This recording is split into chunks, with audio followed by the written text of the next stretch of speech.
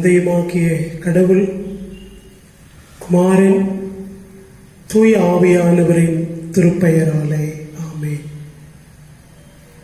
கிறிஸ்துவில் அன்பானவர்களே, இந்த வழிபாட்டிலே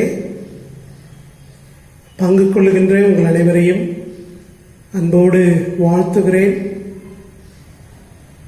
இந்த வழிபாடு நமக்கு ஆசீர்வாதமாய் அமைவதாக. நம் அனைவரும் கண்களை மூடி இறைவனை நோக்கி வேண்டிக் கொள்வோம். எங்களை மிகவும் அன்போடு நேசிக்கிற தாயும் தந்தையுமாகிய கடவுளே, எல்லா துதிக்கும் ஸ்தோத்திரத்திற்கும் பாத்திரராக இருப்பவரே, இது இந்த காலை பொழுதில் உம்மை துதிக்கிறோம், உம்மை ஸ்தோத்திரிக்கிறோம், உம்மை வணங்குகிறோம், உம்மை வாழ்த்துகிறோம் சுவாமி. ஆண்டவரே, இந்த நாளிலே நாங்கள் உம்மை நன்றியுள்ள இருதயத்தோடு உம்மை ஸ்தோத்திரிக்கிறோம். எங்கள் வாழ்நாளிலே ஒரு புதிய நாளை கூட்டி தந்திருக்கிறேன். இந்த வருடத்தில் 10வது மாதத்தை காணும்படியாக ஆண்டவரே, நீர் எங்களை அற்புத விதமாய் வழிநடத்தி வருகிறீர். கடந்த மாதம் முழுவதும் ஆண்டவரே, நீர் எங்களை ஆசீர்வதித்து எங்கள் வாழ்வில் எங்களோடு உடனிருந்த உம்முடைய தயவுக்காக ஆண்டவரே உமக்கு நன்றி செலுத்துகிறோம். தொடர்ந்து இந்த புதிய மாதத்திலும் உம்முடைய கிருபை எங்களை தொடர்ந்து தாங்க வேண்டும் என்று மன்றாடுகிற சுவாமி. எங்களை பலப்படுத்தும், காத்துக்கொள்ளும். எல்லா சோர்வுகள், ஆண்டவரே பலகீனங்கள், எங்களுக்கு ஏற்படுகின்ற வாழ்வின் எல்லா விதமான சூழல்களிலும் உம்முடைய மாறாத கிருபையினாலே எங்களை தொடர்ந்து தாங்கும்படியாய் இடத்திலே மன்றாடுகிறோம். இந்த தியான வேலையை ஆசீர்வதியும். இன்றைக்கு நாங்கள் தியானிக்க இருக்கிற உம்முடைய வார்த்தைகளினாலே நீர் எங்களோடு பேசும்படியாய் உம்மை அழைக்கிறோம். உம்முடைய திருக்கரங்களில் ஒப்புக் கொடுக்கிறோம். உம்முடைய சமூகத்திலே நாங்கள் காத்திருக்கிற அனுபவத்தை தாரும்.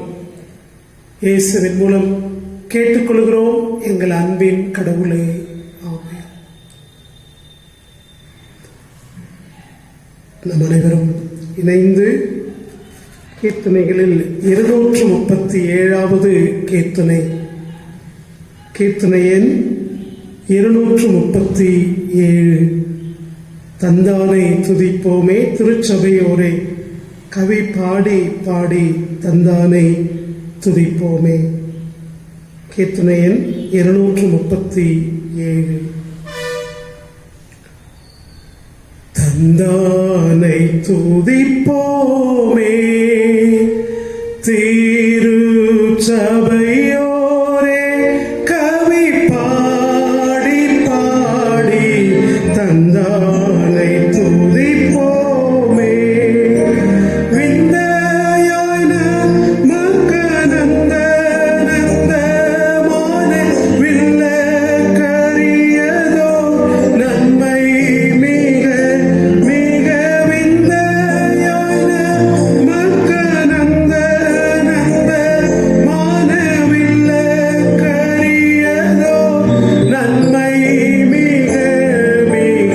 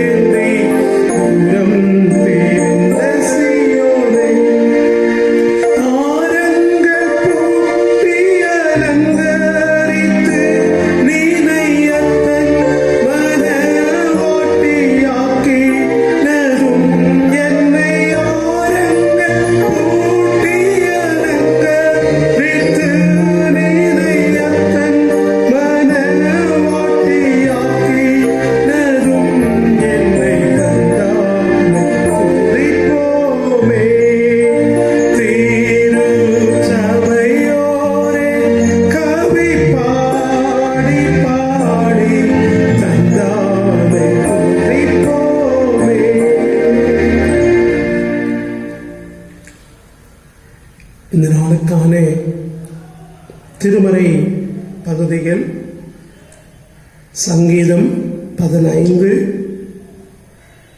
தானியேல் 3ஆம் அதிகாரம் 12 தொடங்கி 30 முடிய,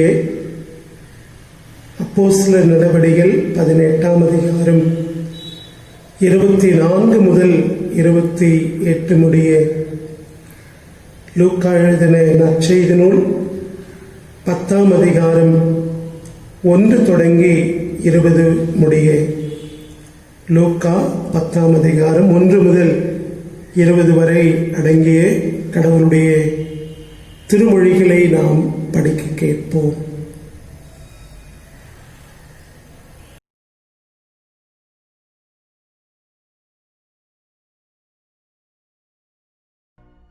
இவைகளுக்கு பின்பு கர்த்தர் வேறு 70 பேரை நியமித்து தாம் போகும் சகல பட்டணங்களுக்கும் இடங்களுக்கும் அவர்களை தமக்கு முன்னே 2 பேராக அனுப்பினார். அப்பொழுது அவர் அவர்களை நோக்கி, அறுப்பு மிகுதி, வேலையாட்களோ கொஞ்சம்.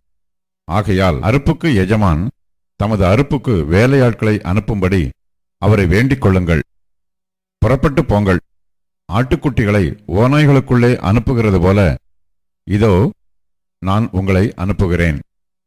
பணப்பையையும் சாமான் பையையும் பாதரட்சைகளையும் கொண்டு போக வேண்டாம். வழியிலே ஒருவரையும் வினவவும் வேண்டாம். ஒரு வீட்டில் பிரவேசிக்கிற போது, இந்த வீட்டுக்கு சமாதானம் உண்டாவதாக என்று முதலாவது சொல்லுங்கள். சமாதான பாத்திரன் அங்கே இருந்தால் நீங்கள் கூறின சமாதானம் அவனிடத்தில் தங்கும். இல்லாதிருந்தால் அது உங்களிடத்திற்கு திரும்பி வரும். அந்த வீட்டிலே தானே நீங்கள் தங்கியிருந்து அவர்கள் கொடுக்கிறவைகளை புசித்து குடியுங்கள். வேலையாள் தன் கூலிக்கு பாத்திரனாய் இருக்கிறான். வீட்டுக்கு வீடு போகாதிருங்கள். ஒரு பட்டணத்தில் நீங்கள் பிரவேசிக்கிற பொழுது ஜனங்கள் உங்களை ஏற்றுக்கொண்டால் அவர்கள் உங்கள் முன் வைக்கிறவைகளை நீங்கள் புசித்து அவ்விடத்தில் உள்ள பிணியாளிகளை சொஸ்தமாக்கி, தேவனுடைய ராஜ்யம் உங்களுக்கு சமீபமாய் வந்திருக்கிறது என்று அவர்களுக்கு சொல்லுங்கள். யாதொரு பட்டணத்தில் நீங்கள் பிரவேசிக்கிற பொழுது ஜனங்கள் உங்களை ஏற்றுக்கொள்ளாவிட்டால் அதன் வீதிகளிலே நீங்கள் போய், எங்களில் ஒட்டின உங்கள் பட்டணத்தின் தூசியையும் உங்களுக்கு விரோதமாய் துடைத்து போடுகிறோம். ஆயினும் தேவனுடைய ராஜ்யம் உங்களுக்கு சமீபமாய் வந்திருக்கிறது என்பதை அறிந்து கொள்வீர்களாக என்று சொல்லுங்கள். அந்த பட்டணத்திற்கு நேரிடுவதை பார்க்கிலும் அந்த நாளிலே சோதோம் நாட்டிற்கு நேரிடுவது இலகுவாயிருக்கும் என்று உங்களுக்கு சொல்லுகிறேன். கோராசின் பட்டணமே, உனக்கு ஐயோ! பெத்சாயிதா பட்டணமே, உனக்கு ஐயோ! உங்களில் செய்யப்பட்ட பலத்த செய்கைகள் தீருவிலும் சீதோனிலும் செய்யப்பட்டிருந்ததானால் அப்பொழுதே இரட்டுடுத்தி சாம்பலில் உட்கார்ந்து மனம் திரும்பி இருப்பார்கள். நியாயத்தீர்ப்பு நாளில் உங்களுக்கு நேரிடுவதை பார்க்கிலும் தீருவுக்கும் சீதோனுக்கும் நேரிடுவது இலகுவாயிருக்கும்.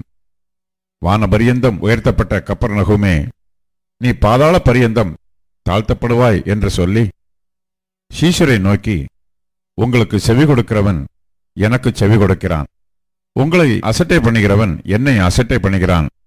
என்னை அசட்டை பண்ணுகிறவன் என்னை அனுப்பினவரை அசட்டை பண்ணுகிறான் என்றார்.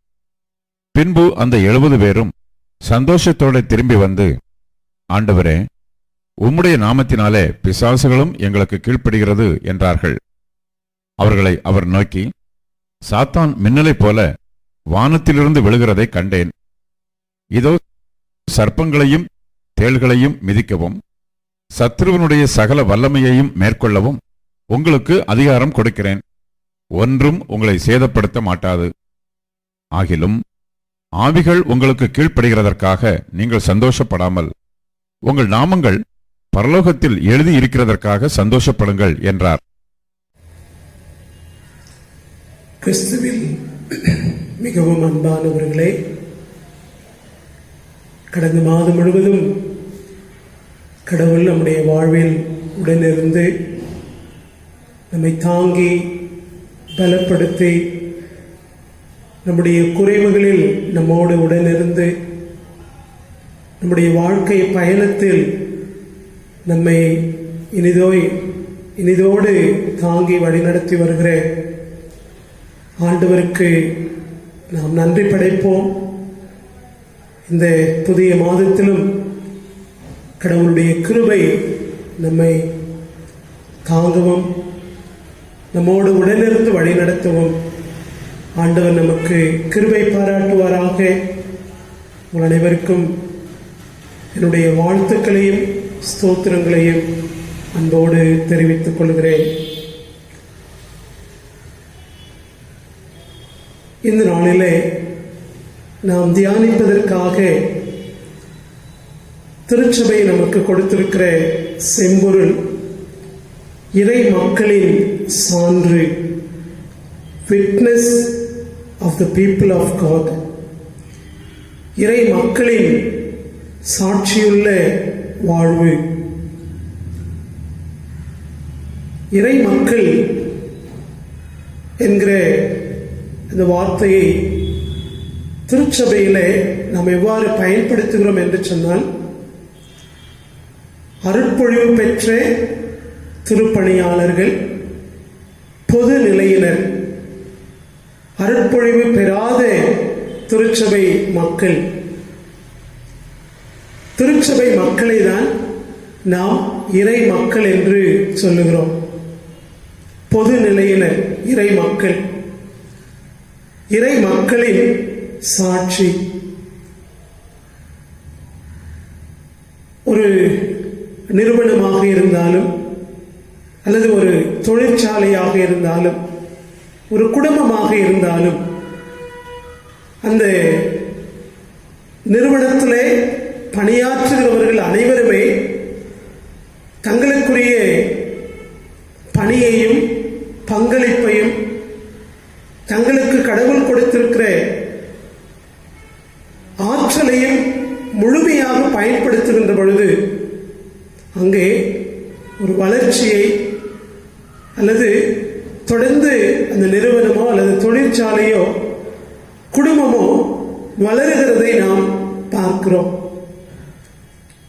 எனக்கென்ன, நான் இருந்துட்டு போகிறேன் அப்படி என்கின்ற நிலை இருக்குமேனால் அங்கே நாம் ஒரு முழுமையான வளர்ச்சியை பார்க்க முடியாது. ஈடுபாட்டோடு அர்ப்பணிப்போடு செயலாற்றுகிற பொழுது அங்கே ஒரு மகிழ்ச்சியை நாம் பார்க்க முடியும். சகோதரர்கள் ஒருமித்து வாசம் பண்ணுகிறது எத்தனை இன்பமானது என்பதை சங்கீதத்திலே நாம் பார்க்கிறோம். இறை மக்கள் தங்களுக்கு கடவுள் கொடுத்திருக்கிற அழைப்பை உணர்ந்து தங்களுடைய தாளந்துகளை, ஆற்றல்களை கடவுளுக்காக பயன்படுத்தி வாழ்கிற வாழ்க்கை, அப்பொழுது திருச்சபை முழுமையான வளர்ச்சியை நாம் பெற்றுக்கொள்ள முடியும். திருச்சபையிலே நாம் அந்த ஒரு ஐக்கியத்தோடு கூடிய ஒரு நல்லதொரு வாழ்க்கையை நாம் பெற்றுக்கொள்ள முடியும். இறை மக்களாகிய நாம் திருச்சபையா எப்படி வாழுகிறோம், அந்த வாழ்க்கை எப்படி கடவுளுடைய பார்வையில காணப்படுகிறது என்பதை இந்த நாளிலே நாம் சிந்தித்து பார்க்க அழைக்கப்படுகிறோம். சாட்சி என்பது பொதுவாக நாம் சொல்லுவது என்று நாம் பார்க்கிறோம்.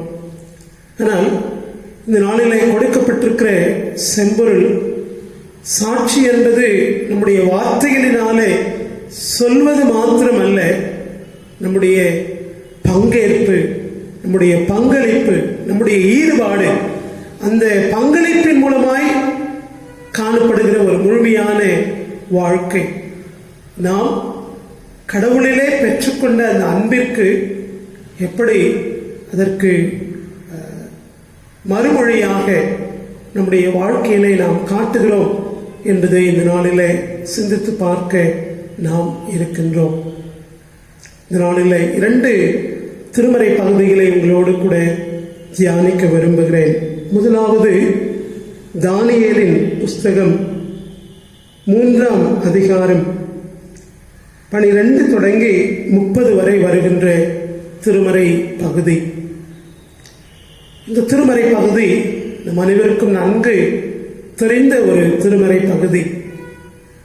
சாத்ராக், மேஷாக், ஆபேத்நேகோ நெருப்பிலே போடப்படுகின்ற ஒரு நிகழ்வு. நம்ம எல்லாருக்கும் தெரிந்த ஒரு நிகழ்வு. சாத்ராக், மேஷாக், ஆபேத்நேகோ தாங்கள் இறைவன் மீது வைத்திருந்த அந்த விசுவாச வாழ்க்கையிலே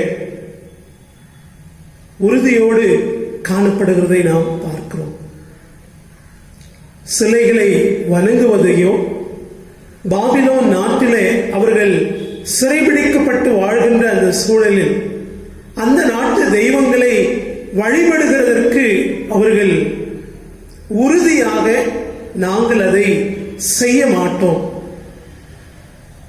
அப்படி அவர்கள் உறுதியோடு இருந்ததினாலே நெருப்பிலே போடப்படுகிறார்கள்.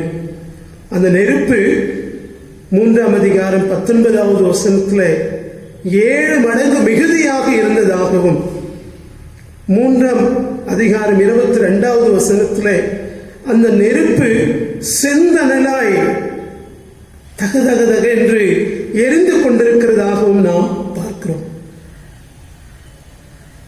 ஒரு பெரிய அதிசயம், ஒரு வியக்கத்தக்க, எல்லாராலும் வியந்து காணப்படுகின்ற அளவிற்கு அந்த நெருப்பிலே அவர்களோடு இன்னொருவரும் கலந்து கொள்கிறார். 3 பேரும் அந்த நெருப்பிலே எந்த விதமான ஆபத்தும் இல்லாமல், அந்த நெருப்பு அவர்கள் மேல் படாத அளவிற்கு அவர்கள் அந்த நெருப்பிலே இருக்கின்றதை நாம் பார்க்கிறோம். 27வது வசனத்தில் நாம் பார்க்கிறோம், உடலில் தீப்பட்ட அடையாளமோ, அவர்களது தலைமுடி கருகாமலோ, அவர்களுடைய ஆடைகள் தீப்பற்றாமலோ, நெருப்பின் புகை நாற்றம் கூட அவர்கள் மேல் வீசாமல் இருப்பதை கண்டு ஆச்சரியப்படுகின்றார்கள். தொடர்ந்து தானியேல் 6ஆம் அதிகாரத்தில் இன்னொரு நிகழ்வு வருகின்றது. தானியேலோடு பணியாற்றுகிற எல்லாரும் இணைந்து தானியேல் மேல் குற்றம் சுமத்த முற்படுகின்றார்கள். 6ஆம் அதிகாரத்தில் அந்த வசனம் மிக அழகாக வருகின்றது. 5வது வசனம், அப்பொழுது அவர்கள் இந்த தானியேலுக்கு எதிராக அவருடைய கடவுளின் சட்டத்தை பின்பற்றுவதில் தவிர வேறு எதிலும் அவர் மீது குற்றம் காண முடியாது. அவ்வளவு பக்தியுள்ள வாழ்க்கை. அந்த பக்தியுள்ள வாழ்க்கை தானியேலை சிங்க கெபியிலே போட வைக்கின்றது. கடவுள் சிங்க கெபியிலே அந்த சிங்கங்களின் வாய்களை அடைத்து போட்டார் என்று சொல்லி நாம் பார்க்கிறோம்.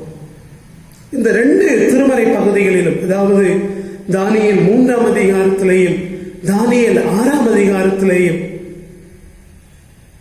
இவர்களுடைய வாழ்க்கை, தானியேல், சாத்ராக், மேஷாக், ஆபேத்நேகோ அவர்கள் இறைவன் மீது கொண்டிருந்த அந்த உறுதியான பற்றுறுதி, விசுவாச வாழ்க்கை அவர்களுக்கு ஒரு இக்கட்டான சூழலை ஏற்படுத்தினாலும் அந்த சூழலிலே கடவுள் அவர்களை தப்புவிக்கின்றார் என்பதை நாம் பார்க்கிறோம்.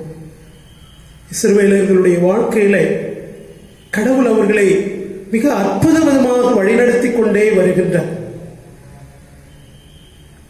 தம்முடைய ஊழியர்களை ஆண்டவர் விட்டுவிடவில்லை, விழுந்துவிட ஆண்டவர் கைவிடவில்லை என்பதை நாம் இந்த திருமறை பகுதியிலே பார்க்கிறோம்.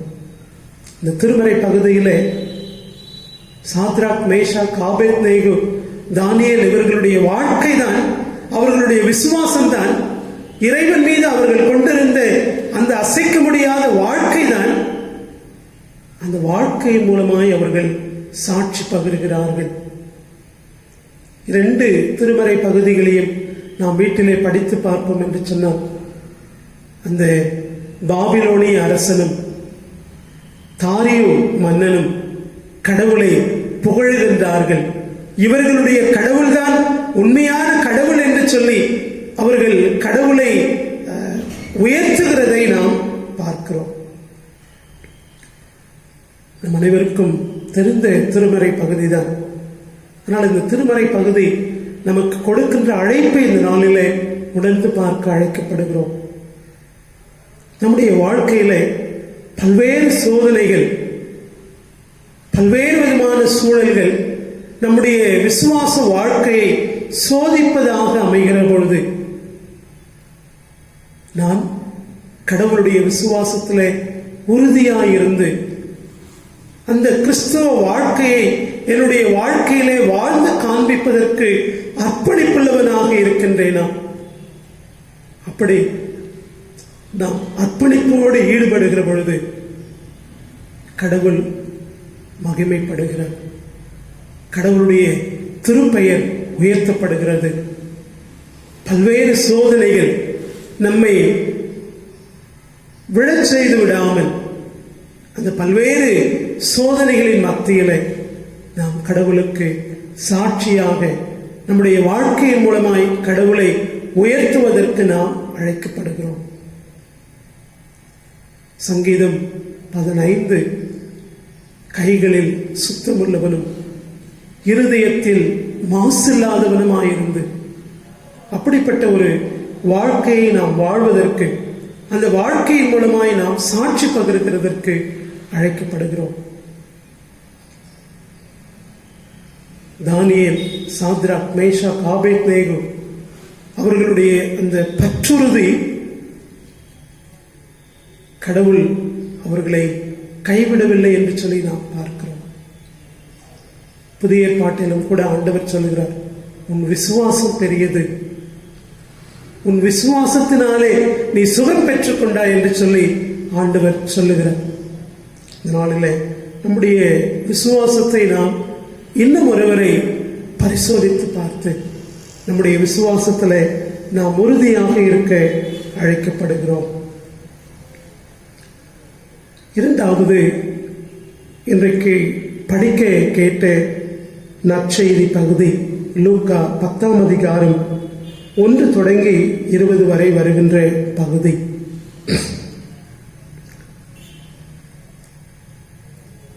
ஒன்பதாம் அதிகாரம் 1 முதல் 6 வரை வருகின்ற பகுதியில் 12 சீஷர்களை ஆண்டவர் ஊழியத்திற்காக அனுப்புகின்றார். இப்பொழுது 72 பேரை ஆண்டவர் 2 பேராக ஊர்களுக்கு அனுப்புகின்றார். ஒருவேளை நாம் கணக்கு போட்டு பார்ப்போம் என்று சொன்னால் 35 அல்லது 36 கிராமங்களுக்கு ஊராக சீடர்கள் செல்லுகிறார்கள் என்பதை நாம் பார்க்க முடியும்.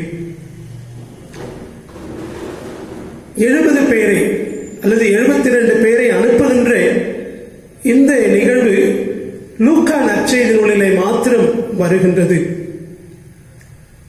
70 என்பது திருமறையிலே ஒரு முக்கியமான எண்ணாக நாம் பார்க்கிறோம். யாத்திராகமம் 15ஆம் அதிகாரம் 22வது வசனத்தை நாம் படிப்போம் என்று சொன்னால், இஸ்ரவேல் மக்கள் எகிப்திலிருந்து புறப்பட்டு வருகின்றார்கள். அவர்கள் தண்ணீர் இல்லாமல் கஷ்டப்படுகின்ற பொழுது 12 நீரூற்றுகளும் 70 பேரீச்ச மரங்களும் இருந்ததாக நாம் பார்க்கின்றோம். கசப்பான தண்ணீர் சுவையான தண்ணீராக மாறுகிற அந்த பகுதியிலே 12 நீரூற்றுகளும் 70 பேரீச்ச மரங்களும் இருந்ததாக நாம் பார்க்கிறோம். இது இஸ்ரேலருக்கு ஒரு அடையாளமாக பார்க்கிறோம். 12 கோத்திரங்கள் யோசேப் யாக்கோபோடு அவனுடைய பிள்ளைகள் எல்லாம் எகிப்துக்கு வருகின்ற அந்த பிள்ளைகளுடைய எண்ணிக்கை 70 என்பதை நாம் ஆதி ஆகமத்தில் படிக்கின்றோம். இந்த 70 லூக்கா நற்செய்தியாளர் ஒரு குறியீடாக ஆண்டவருடைய திருப்பணியின் மூலமாய் ஒரு புதிய இஸ்ரவேலரை உருவாக்குகின்ற சுவிசேஷ பணியிலே அவர்கள் ஈடுபடுகிறார்கள் என்பதை இங்கே நாம் பார்க்கின்றோம். அது மாத்திரமில்லாமல் இயேசுவிற்கு 12 சீடர்கள் மாத்திரமல்ல, இன்னும் ஏராளமான சீடர்கள் இருந்தார்கள்.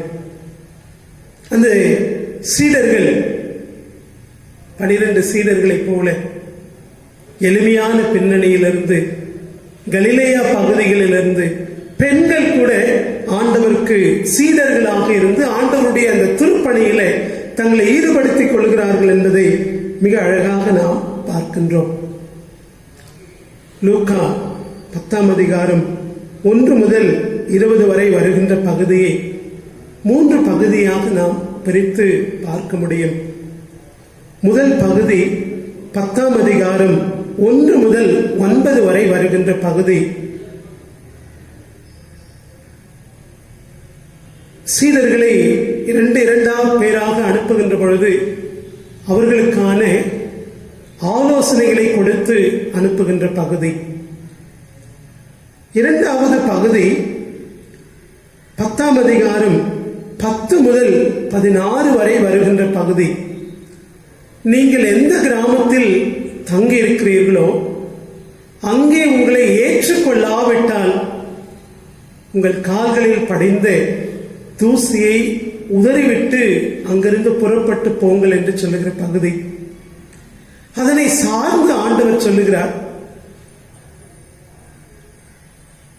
சோதோமுக்கு நேரிடுவதை பார்க்கலாம் அந்த கிராமத்திற்கு நேரிடுவது அதிகமாக இருக்கும்.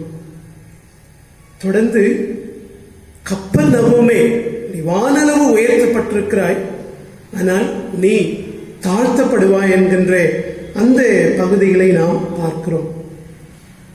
ஒரு திருப்பணியாளனை ஏற்றுக்கொள்ள தயங்குகிற பொழுது அதற்கு வருகின்ற தீர்ப்பை குறித்து ஆண்டவர் அந்த பகுதியில சொல்லுகிறார். 3வது 10ஆம் அதிகாரம் 17 தொடங்கி 20 வரை வருகின்ற பகுதி. அந்த 72 பேரும் போயிட்டு மகிழ்ச்சியோடு திரும்ப வந்து, ஆண்டவரே நாங்கள் நம்முடைய ஊழியத்தை செய்தோம், நாங்கள் ஊழியம் செய்கிற பொழுது சாத்தான் விழுகிறதை நாங்கள் பார்த்தோம் என்று அவர்கள் சொல்லுகின்ற பொழுது ஆண்டவர் ஊழியத்திற்கான பலனை குறித்து அங்கே பேசுகிறதை நாம் பார்க்க முடியும். உங்கள் பெயர்கள் விண்ணுலகத்தில் எழுதப்பட்டிருப்பதற்காக நீங்கள் மகிழ்ச்சி அடையுங்கள்.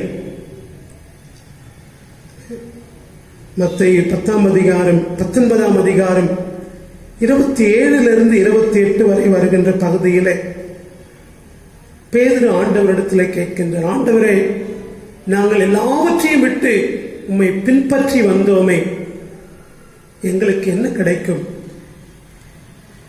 அப்பொழுது ஆண்டவர் சொல்லுகிறார், நான் மாட்சிமையோடு திரும்ப வருகின்ற பொழுது நீங்கள் அங்கே அரியணையில் என்னோடு கூட அமர்ந்திருப்பீர்கள் என்று ஆண்டவர் சொல்லுகிற பதிலை நாம் அந்த பகுதியிலே பார்க்கிறோம். ஆண்டவருடைய திருப்பணியை செய்கிற பொழுது அந்த திருப்பணிக்கால பலன்களை ஆண்டவர் கொடுக்கிறார் என்பதை நாம் பார்க்கிறோம். அது மாத்திரமில்லாமல் 18வது வசனத்திலேயும் 19வது வசனத்திலேயும் ஆண்டவர் இயேசு கிறிஸ்து சொல்லுகிறார், வானத்திலிருந்து சாத்தான் மின்னலை போல விழக்கண்டேன், பாம்புகளையும் தேள்களையும் மிதிக்கவும் பகைவரின் வல்லமை அனைத்தையும் வெல்லவும் உங்களுக்கு அதிகாரம் கொடுத்திருக்கிறேன். இந்த திருப்பணியின் மூலமாய் தீங்கு விளைவிக்கக்கூடிய விஷத்தன்மையுடையவைகளை நீங்கள் அழித்து அதற்கு மாறாக ஒரு புதிய வாழ்வை நீங்கள் கொடுப்பீர்கள். திருப்பணியின் மூலமாய் அல்லது நற்செய்தியின் மூலமாய் இறையரசு சமீபமாய் இருக்கிறது என்று நீங்கள் சொல்லுகிற பகிர்ந்து கொள்ளுகின்ற அந்த இறையரசின் மூலமா, அந்த இறையரசின் நற்செய்தியின் மூலமாய் ஒரு புதிய வாழ்வை மக்கள் ருசிப்பார்கள். ஆகவேதான் இந்த அதிகாரத்தின் தொடக்கத்திலே ஆண்டவர் சொல்லுகிறார், அறுவடை மிகுதி, வேலையாட்களோ குறைவு. ஆண்டவருடைய திருப்பணியை செய்கிற ஒரு வாழ்க்கையை குறித்து நாம் இங்கே பார்க்கிறோம். ஆண்டவருக்காய் உண்மையாய் நாம் திருப்பணி செய்கின்ற பொழுது அதற்குரிய பலன்களை கடவுள் நமக்கு தருகிறதற்கு கிருபையும் இரக்கமும் உள்ளவருமாக இருக்கிறார். சங்கீதத்திலே நாம் படிக்கின்றோம்,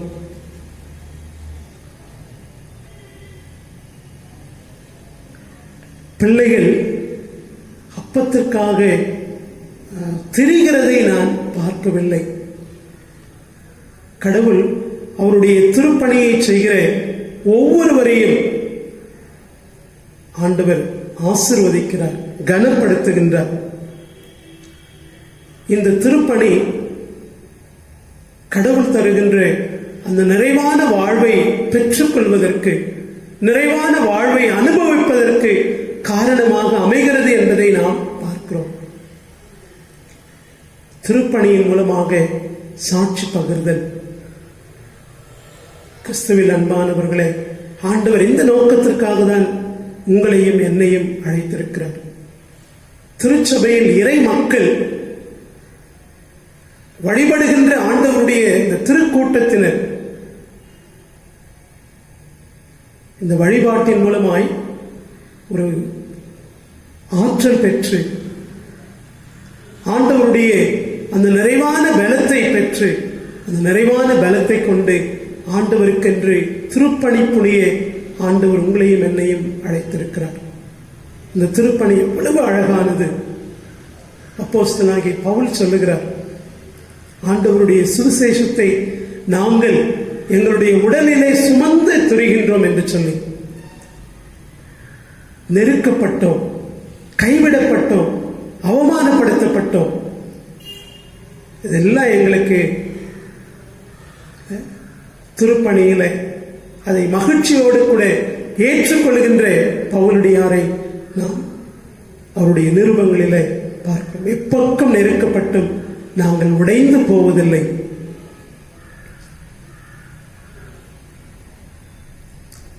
இறை மக்களின் சாட்சி பகிர்தல், இறை மக்கள் சாட்சி கொடுத்தல் என்கின்ற இந்த தியான பொருள், இறை மக்களாகிய நாம் அனைவருமே இணைந்து ஆண்டவருடைய திருப்பணியை செய்ய அழைக்கப்பட்டிருக்கிறோம். அதை உண்மையோடு செய்ய அழைக்கப்பட்டிருக்கிறோம் என்பதை இந்த நாளிலே ஆண்டவர் நம்மை அழைத்திருக்கிறார்.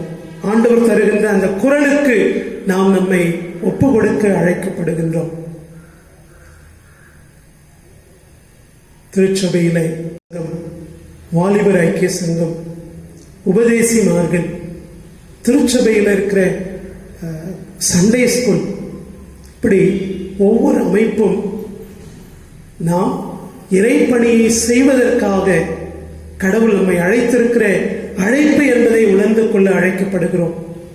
நான் தொடக்கத்தில் சொன்னது போல, நமக்கு கடவுள் கொடுத்திருக்கிற தாளந்துகளை, ஆற்றல்களை, வாழ்க்கையை கடவுளுக்கென்று நாம் வாழுகின்ற பொழுது அங்கே ஒரு இனிமையான வாழ்வு சூழலை நாம் பார்க்க முடியும். ஒரு ஆசீர்வாதமான அனுபவத்தை நாம் பெற்றுக்கொள்ள முடியும். இந்த நாளில் இறை மக்களாகிய நாம் ஆண்டவரே உம்முடைய திருப்பணியிலே நாங்கள் இணைந்து எங்களுடைய பங்களிப்பை கொடுக்க எங்களை நாங்கள் அர்ப்பணிக்கிறோம் என்று நாம் முன்வருவோமேயானால் நிச்சயமாய் ஆண்டவர் மகிழ்ச்சி அடைவார். ஆண்டவர் அதன் மூலமாய் மாற்றியுறுவார். இறை மக்களாகிய நாம் செய்கின்ற திருப்பணியின் மூலமாக ஆண்டவருடைய இறை அரசை நாம் கட்டி எழுப்ப முடியும். ஏனோதானோ அப்படின்னு நாம இருந்தோம்னா ஆண்டவருடைய திருப்பணியை நாம் செய்ய முடியாது. ஆண்டவர் நமக்கு தருகிற இந்த அழைப்பை நாம் ஏற்று ஆண்டவருடைய திருப்பணியிலே நாம் பங்கு பெறுவோம். அப்படி நாம் பங்கு பெறுகிறதன் மூலமாக ஆண்டவருக்கு சாட்சியாக வாழ முடியும். ஆண்டவர் தாமே நம்மை ஆசீர்வதித்து வழி நடத்துவாராக. ஆமென். நான் தொடர்ந்து குறிப்பிட்டு வருகிறது போல நம்முடைய ஆலயம் 8 மணியிலிருந்து திறந்து வைக்கப்படுகிறது. ஞாயிற்றுக்கிழமைகளிலே திருச்சபையார் நீங்கள் வந்து ஜெபித்து விட்டு செல்ல அன்போடு கேட்டுக்கொள்கிறேன். இந்த மாதத்திற்கான சந்தா உரைகளை நீங்கள் கொடுத்து திருச்சபையின் பணிகளை தாங்கும்படியாக உங்களை அன்போடு கூட கேட்டுக்கொள்கிறேன். ஒவ்வொரு வாரமும் ஞாயிற்றுக்கிழமை ஆலயம் திறந்திருக்கிறது. அப்பொழுது நீங்கள் வந்து உங்களுடைய உரை காணிக்கைகளை நீங்கள் படைத்துவிட்டு ஜெபித்துவிட்டு ஆண்டவருடைய இறை ஆசையை பெற்று செல்ல உங்களை அன்போடு கூட கேட்டுக்கொள்கிறேன். அதன் மூலமாய் நீங்கள் இறை பணியை தாங்கவும் இறை பணியிலே பங்கு கொள்ளவும் முடியும் என்பதை அன்போடு கேட்டுக்கொள்கிறேன். தலைகளை வணங்கி ஆண்டவரை நோக்கி நாம் ஜெபிப்போம். எங்களை நேசிக்கிற அன்பின் ஆண்டவரே, இந்த நாளிலே மீண்டுமாக உம்மை துதிக்கிறோம், ஸ்தோத்திரிக்கிறோம். திருச்சபையாகிய நாங்கள் தலையாகிய கிறிஸ்துவோடு இணைந்திருக்கிற உடலாக, உடலின் அவயவங்களாக நாங்கள் இருக்கிறோம். இறை மக்களாகிய நாங்கள் விசுவாசத்திலே வளர்ந்து உம்முடைய திருப்பணியிலே நாங்கள் பங்கு கொள்வதற்கு எங்களுக்கு நீர் அழைப்பு கொடுத்திருக்கிறீர். ஆண்டவரே, திருப்பணியின் மூலமாக நாங்கள் உம்முடைய இறையரசை கட்டுகின்றவர்களாக, உம்முடைய அன்புக்கு சாட்சி பகிர்கிறவர்களாக நாங்கள் வாழ முடியும் என்கின்ற இந்த நாளில் உம்முடைய சிந்தனைகளுக்காக, உம்முடைய அழைப்பிற்காகவுமே ஸ்தோத்திரிக்கிறோம் சுவாமி. நன்றியோடு துதிக்கிறோம், ஸ்தோத்திரிக்கிறோம். திருச்சபையில் இருக்கிற பல்வேறு குழுக்கள், இறைமக்களாகிய நாங்கள் உம்முடைய திருப்பணியை செய்வதற்காக நீர் எங்களை அழைத்திருக்கிறீர் என்பதை ஆண்டவரே நாங்கள் உணர்ந்து கொள்ள எங்களுக்கு அருள் தாரும். நாங்கள் ஒவ்வொருவரும் ஆண்டவரே எங்களுடைய அழைப்பை உறுதிப்படுத்திக் கொள்ளவும், அந்த அழைப்பை எங்கள் வாழ்வின் மூலமாய், நாங்கள் செய்கின்ற பணிகளின் மூலமாய் சாட்சி பகிர ஆண்டவரே எங்களுக்கு நீர் தொடர்ந்து பலன் தாரும். எங்களை இந்த நாளிலே புதுப்பிய சுவாமி, எங்களை பலப்படுத்தும் ஆண்டவரே. உம்முடைய திருப்பணியை செய்கிறதற்கு, ஒரு நல்ல விசுவாசமுள்ள வாழ்க்கையை வாழ்வதற்கு நீர் எங்களை பலப்படுத்தும், எங்களை அனல் மூட்டி எழுப்பும் சுவாமி. ஆண்டவரே, உம்முடைய திருக்கரங்களிலே ஒப்புக் கொடுக்கிறோம். திருச்சபையில் உம்முடைய பணியை செய்கிறதிலே உண்மையும் உத்தமமாய் இருக்கிறதா என்பதை நீர் பார்த்து கொண்டிருக்கிறீர் என்கின்ற ஒரு அச்சத்தை எங்களுக்கு நீர் தாரும்.